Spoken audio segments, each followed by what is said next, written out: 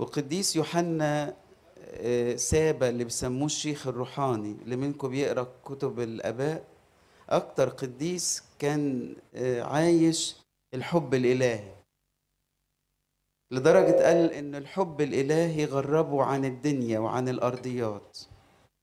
ما هواش نوع من عدم الحكمة إن أنا أحب ربنا حب يصل إلى السبي. واللي اسمهم يوحنا تملي يحبوا ربنا، يحبوا ربنا جامد، زي يوحنا الحبيب وقديس يوحنا القصير. قيل عن قديس يوحنا القصير إنه مرات يتسبي وما يشوفش غير صورة الله بس في كل التعاملات. احكي لكم حكاية عنه عشان أدخل الموضوع. قديس يوحنا القصير، عارفين بحب قديس يوحنا القصير ليه تفتكروا؟ الستات اللي بيضحكوا كل مرة أسأل السؤال ده. ها؟ أنا صح؟ انتوا فرحانين فيا إن أنا. قديس يوحنا القصير كان يسبى بحب الله لدرجة مرات ينسى الكلام اللي الناس بتقوله. مرة من المرات البابا قال له احنا عايزين رفات الثلاث فتية القديسين، عايزينهم من العراق من بابل. فروح بابل استدعاه، جابه من الدير، قال له انا عارف انك تعرف تعمل المهمة دي. فراح القديس يوحنا، بس طبعا ما كانش فيه طيارات، بس كان فيه سحب، فراح بالسحابة لغاية فين؟ بابل. قال للقديسين قومهم، قال لهم تيجوا معايا، قالوا له لا احنا ربنا شاء ان احنا نقعد هنا، يلا ارجع تاني وقول للبابا ان احنا مش هنتنقل من مكاننا. والثلاث فتى القديسين ما رضوش يتحركوا من مكانهم، واتقفل الموضوع. فرجع للبابا قال له هم رفضوا، قال له رفضوا؟ قال له اه ده هم كلموني وقالوا رفضوا. فرجع للدير، فبيسألوه الرهبان، بيقول له ايه شفت في اسكندرية؟ ها؟ في محطة الرمل ولا شارع الملاك مصطفى؟ ها؟ شفت ايه هناك؟ يعني قول لنا على المباني والفخامة بتاعت اليونانيين الموجودة هناك. فقال لهم اني لم ارى الا وجه البابا. يعني فبقولوا له كنت بتعمل ايه؟ قال لهم اصل انا مسبي في حب الهي، بحب الهي جدا، مش فارق معايا اي حاجة بشوفها. عشان كده بقول اللي اسمهم القديس يوحنا او اسم يوحنا تملي زي القديس يوحنا الحبيب، اللي كان بيسمع النبضات الإلهية مش نبضات إنسان، الله نفسه بحبه. عشان كده يقول التلميذ فخر ليوحنا، التلميذ الذي كان يسوع ايه؟ هو ما يقولش انا بحبه، ده هو اللي كان يسوع بيحبه. النهارده حابب اكلمكم عن موضوع عن محبة الله، واتحدث اولا عن مبادرة هذا الحب. المحبة تبادر. يلي عايز تحب زي ما هتسمعي ربما بعد الظهر مع ابونا، يلي عايز تحب لابد ان تبادر. فعش تحب من غير ما تروح مشوار. قال لنا كده القديس بولس الرسول لكي تدركوا مع جميع القديسين ما هو العرض والطول والعلو والعمق.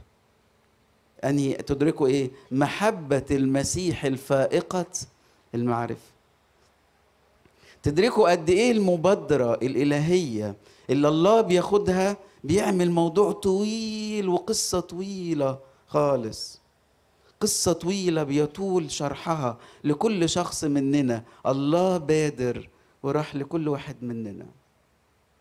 يا رب الكلام ده يحرك قلبك ان ربنا وسط كل الجموع بيروح لغاية عندك. وده اللي يحدثنا عنه في سفر حزقيال الصح 16، يقول هذه الكلمات العظيمة، يقول رأيتك وإذ أنت مدوسة بدمك، حدش أشفق عليك.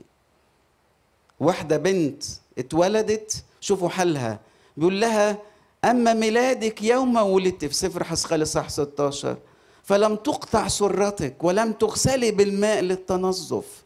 بنت اتولدت من غير حتى ما تطلعها السرة، والغشاء الغشاء بتاع الرحم ده وقع عليها وبقي كله دم.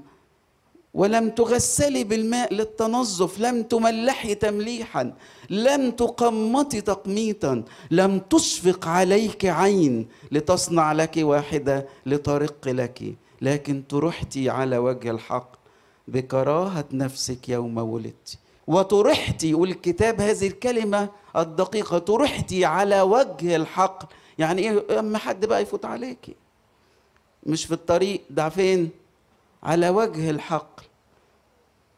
مررت بك ورأيتك وإذ أنت مدوسة بدمك، وإذ زمنك زمن الحب. فالزمن بتاع الحب ده عملت ايه؟ ما استخدتش رأي حد، هو اللي بادر. قال لي كده: بسطت ذيلي عليك، غسلتك بالماء، نظفت عنك دماك، حطيت لك أسرار جميلة.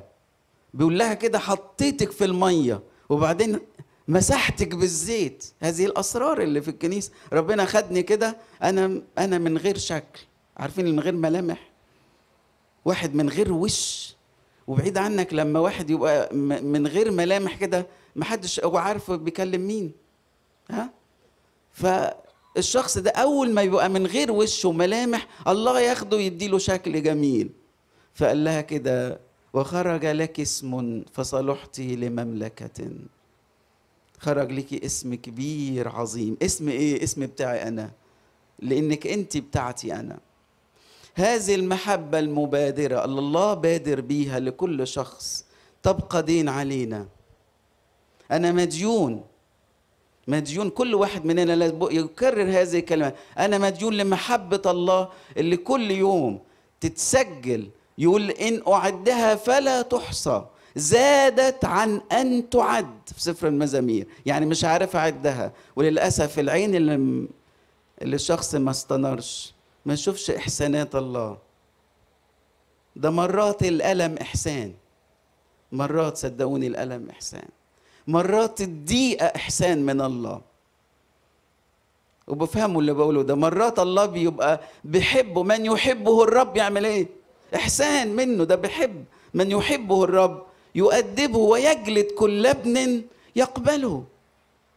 يعني ده إحسان منه. ده بيخليك أنت أحسن وبتتدرج في درجات أعلى. ده إحسان بيزدي لك نوع من الخير والبركة. فهذه المحبة المبادرة اللي الله ابتدى بيها للبشر، تقول عنه بقى العروس اللي شايفة جميله ماشية في الطريق، في إشعيا قصدي في سفر النشيد 5، وخبط عليها العريس وقالت له: أنا مش هقدر أفتح، أنا تعبانة، أبقى أفوت عليها بكرة. تقول: حبيبي مد يده من الكوة فأنت أحشاء. جوه حصل أنين. ليه الأنين ده حصل؟ لأن ربما هذه العروس شافت حاجة في الإيد. العريس حط ايده في الكوة، اول ما حط ايده يقول انت احشاء، فراحت تدور عليه مش لاقياه. تقول كده: وجدني الحرس الطائف في المدينة. عملوا فيا ايه؟ ضربوني، رفعوا ازاري، فضحوها. الحرس في المدينة فضحوا البنت دي. فجاوا ستات كده، قال له: انت اتجننتي؟ هو حصل لك ايه؟ اتخبلتي؟ قلت لهم ايه؟ قلت لهم: ما حبيبك من حبيب ايتها الجميله بالنساء حتى تحلفين هكذا. تطلع مين ده؟ عريس؟ قد عريس ولا كل العرسان. اما واحده تحب واحد تبقى واحده ملكه جمال ومتجوزه عبد، ها، وبعدين يقول لها: ايه المتجوزيه ده؟ تقول ايه؟ ده ما حصلش. فهي بتقول على العريس بقى، بقول لها: ما حبيبك من حبيب؟ قالت لهم: طب اتفرجوا على حبيبي. تقول له: حبيبي ابيض وأحمر، شفتاه سوسن، عيناه كالحمام، رجلاه عمود رخام، مؤسستان على قاعدتان من إبريز. بس كلمة ربما الوعاظ مش بياخدوها، حابب أقف عندها في مواصفات العريس اللي بادر ده. تقول: خداه كخميل الطيب. خداه زي باقة من الريحة، يعني اللي يقرب من الخد يشم ريحة جميلة. وانا بسأله كده: هي الريحة الجميلة تيجي مع الريحة النتنة؟ حد بيقول كده؟ ده اما حد يبقى معانا دكاترة، اما حد بيبقى دكتور يقول له: ننضف ايدك، والجل اللي انتوا بتحطوه في ايديكوا ده، ها، يقول لك اصل ده عشان بس فاكرين الانفلونزا والكنايس وكده. لا لا، ما تقربش مني يا عم، انا مش ناقص، انا عندي برد، ابعد عني. يسوع عندما استقبل بالمثل اللي قاله في لوقا 15، عندما استقبل هذا الضال اللي جاي، يقول لما رآه وإذ كان لم يزل بعيدا رآه أبوه من بعيد، فرقد جري وقع على عنقه وقبله. قبله ترجمة كلمة قبله أي ملأه بالقبلات. بس ده جاي بيرعى. يعني ايه بيرعى؟ بيشيل من تحت الخنازير، وريحته وحشة وهدومه موسخة وشكله مسود وحالته وحشة. لما رآه أبوه من بعيد، يقول الكتاب، وقع على عنقه، راح لغاية عنده وقبله. فبقت القبلة اللي جاية خداه كخميل الطيب. جاية لمين؟ لواحد ايه؟ ريحته ايه؟ وحشة. طب وبتعمل كده ليه؟ قال ده مالكش دعوة، دي اسمها قبلة المصاحبة، قبلة المسامحة. ليقبلني بقبلات ايه؟ فمه، لأن حبه ايه؟ أطيب من الخمر. ده لازم الواد يدوق قد ايه هو كانت ريحته وحشة، يقول يا بقالي كتير ما شمتش الريحة دي. فعشان كده ابوه قال له ايه؟ مش بس بوسه في الخد، ملأه بالقبلات، زي الام اللي تمسك البيبي وتقعد تبوس في راسه في عينيه، ها؟ فملأه بالقبلات، وكأنه هذه الخدين خداه كخميل الطيب كرايحين. بيكمل الآية، ريحة جميلة مع الريحة الوحشة. عشان كده لما جه يهوذا عشان يعمل نفس العملة دي، قالوا دي بتاعة الضال، دي بتاعة الوحش، ما تبينش نفسك انك صاحبي، انت مش صاحبي. لماذا جئت يا صاحب؟ اللي جابك اللي بيجي هنا فين؟ الضال، وانا بقبله وبحبه، بس انت مش جاي عشان بتحبني ولا عايز تاخد حب. لماذا جئت في المكان ده؟ الذي اقبله هو. قال له بلاش الحركة دي بالذات بلاش، ما تستخدمهاش. خداه كخميل الطيب. هذه المحبة المبادرة التي تجري ناحية كل خاطئ بعيد عن الله. والله مش بيقرف من حد. بنصلي في صلوات التناول يقول الذي لم تستنكف من دخول البيت الأبرص لتشفيه. بنقول له كده، انت مش بتقرف من بيت أبرص، مش بتقرف من حد وحش. أنا وانت بنقرف من الناس، لكن هو ما بيقرفش. فمحبة مبادرة. هذه المحبة زي ما مديني أبونا العنوان، المحبة دي لها دليل ودور. دور المحبة دي، المسيح حط شرط، أرجوكم بتوع اسكندرية يفهموني، ما ينفعش نيجي نسمع وعظات بس، ما ينفعش نيجي نسمع وعظات بس في الكنايس وأدمنا سماع الكلمة، لكن ما بننفذش، يبقى ما فيش حب. هقول لكم الآية اللي بتقول الكلام ده في يوحنا 14. مسيح إلهنا يقول الكلمة الجميلة دي، الذي عنده، خلي بالك من كلمة عنده، الذي عنده وصاياي ويحفظها فهو الذي يحبني. الذي عنده وصاياي ويحفظها فهو الذي يحبني، ومن يحبني يحبه أبي وإليه نأتي وعنده نصنع منزلا. كان ربنا بيقول لو أنت بتحبني، مش أنا بادرت بالمحبة؟ طب إيه دليل الحب بتاعك؟ ولا أنا بحب وصاياك وبحبك، عشان كده بنفذها، بنفذ كل وصية أنت قلتها. أرجوكوا في الزمن الأسود اللي احنا عايشينه، والزمان الأخير اللي أنا بشهد عنه أنه زمان أخير، واعلم أنه في الأزمنة الأخيرة.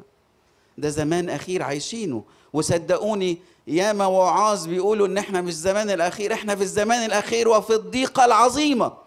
احنا خلاص دخلنا الضيقة. وبيقروا سفر الرؤيا، يعني اقعدوا اقروه كده وشوفوا احنا في انهي زمن. احنا في زمن اخير. هذا الزمن الاخير سمى الخطايا باسماء جميله، بالكذب نصاحه وفهلوه، الخداع حكمه. واحد حكيم بيخدع الناس يقول لك ده حكيم. طب والزنا سموه اسم جميل، to make love. ايه ده اسم جميل، اما حد يقول له انت بتعمل خطيه زي دي، يقول لا انا مش اسمها كده، هي اسمها كده، انا بعمل حب، انا بمارس حب، والحب غلط. شوف سمينا الاسماء ازاي. وبقي الشيطان يقنعنا بكل تصورات القلب الشريره انها صحيحه. عشان كده المسيح بيقول من يحبني يحفظ الذي عنده وصاياي ويحفظها فهو الذي يحبني. واللي يحب الابن ده، عارفين يعمل ايه؟ كان الاب والابن يجوا يقولوا احنا عايزين نسكن عندك، انتوا تسكنوا عندي. الذي عنده وصاياي ويحفظها فهو الذي يحبني، والذي يحبني يحبه ابي، اليه ناتي وعنده نصنع منزلا. يجي يسكن عندنا، ربنا يسكن عندنا، يبقى القلب ساكن فيه الله بالثالوث القدوس إلهنا. يبقى شخص عارف مسكن لروح الله. شخص كده زمان ربنا اللي منكم حد قرا عن خيمة الاجتماع؟ حد قرا خيمة الاجتماع؟ اللي في سفر هوغ الصح 25 كده وانت طالع، خيمة حاجة زي كده بس مش كده يعني. خيمة الاجتماع دي مكان حضور الله. الخيمة دي كان فيها أغلى قطعة. أغلى قطعة كانت فين؟ حد فاكر؟ في قدس الأقداس. اسمه إيه القطعة دي؟ اسمها إيه؟ تابوت العهد. تابوت العهد ده ربنا قال لهم لما تيجي تحطوه، حطوه بالعصاوين. يعني إيه بالعصاوين؟ بعد إذنك، لو اعتبرنا إن ده تابوت العهد، فتحط عصاية هنا وتحط عصاية هنا وتسيبهم. طب بقية القطع قال لا شيل العصاوين، خلي بس جوه تابوت العهد بس. قال له مش عجب يعني تابوت العهد يبقى في جوه العصاوين؟ طب المذبح ما حطيناش فيه كده ليه؟ مذبح البخور، مائدة خبز الوجوه، ليه حاطط بس في التابوت؟ قال اصل ده بيمثل حضور الله، فحضور الله ينفع يتنقل اي مكان. وراح نقلها لينا بقى الروح القدس، يقول ألستم تعلمون أنكم إيه؟ هيكل الله وروح الله يسكن. فأنت بتعمل إيه؟ تمثل إيه؟ عارف إيه؟ حضور الله. زرت بيت، عشان كده المسيح إلهنا لما قال للتلاميذ إذ دخلتم بيت فقولوا سلام، فإن كان هناك ابن السلام يحل سلامكم إيه؟ عليه. يعني إيه؟ أنا حضور الله. يعني أنا كشخص بحب ربنا والله ساكن فيا، لما ازور بيت، على فكره البيت يتعدي بالسلام. وعلى القياس لو انا وحش البيت يتعدي بالوحاشه. عشان كده بدعوك النهارده فكر، قول يا رب اللي عندي الوصيه. انت بتقول لا تشتهي، لا تكذب، لا تسرق. يا ترى انا بنفذ الوصيه دي؟ لو نفذتها يبقى انا بحبك. لو عملت زي ما انت قلت يبقى انا حبيتك. ده دليل المحبة. اولا تنفيذ الوصية. ثانيا يقول في سفر الامثال اني احب الذين يحبونني والذين يبكرون الي يجدونني. وربنا كده قال لهم في المن لما تيجي تاخدوه تجي له ايه؟ بكري. لو طلعت الشمس انسى المن، النهارده مفيش اكل. قال له تطلع الشمس مفيش من. طب ما خليك حلو معانا، بتنزل لنا اكل بالكميات الرهيبه دي. 2 مليون يهودي بياكلوا يوميا. تخيل انا مره جربت كده ان واحد بيصرف على 2 مليون ياكلهم 3 وجبات. 2 مليون يهودي كل يوم محتاجين قد ايه؟ فكر كده، اذا كان انت عندك 2 3 في البيت بتبقي محتاره. فربنا قال لهم لو الصبح ما جيتوش بدري انسى، ده ساح، يبقى زي التلج كده وساح. طب يجي يلموا تراب. يعني ايه؟ يعني لو عملت حاجه غير ما تصحى الصبح، زي ما قال القديس يوحنا ذهبي الفم، يقول كده لو صحيت الصبح وما استقبلتش ربنا الشياطين مستنياك، يبقى تاخد تراب. الذين يبكرون، ده دور عليا، بقول لربنا انا بحبك، احب الذين يحبونني والذين يبكرون الي يجدون. ربنا الصبح لازم اتقابل معاك. يقول اشبع في سفر المزامير اذا استيقظت بشبهك. اشبع شبعت. ارفع يدي الي يا الله، اليك ابكر. شو كده في المزامير ايه؟ ارفع يدي تشبع نفسي كما من شحم ودسم. انا شبعت وفرحان ومبسوط. في حد يلاقي فرحه ببلاش؟ ده الادويه بتاعت الابتهاج، الدكتور عارف الادويه بتاعت الابتهاج مكلفه امريكا 50 مليار دولار، بتاعت الايه؟ ان الراحه، الانبساط. طب ما دي ببلاش. اشبع اذا استيقظت. انا اقول انا بحبك، اول واحد بخبط على بابه هو انت. اول واحد بكلمه هو انت. يبقى بحفظ الوصيه. تاني حاجه بروح عنده اتكلم معاه شويه.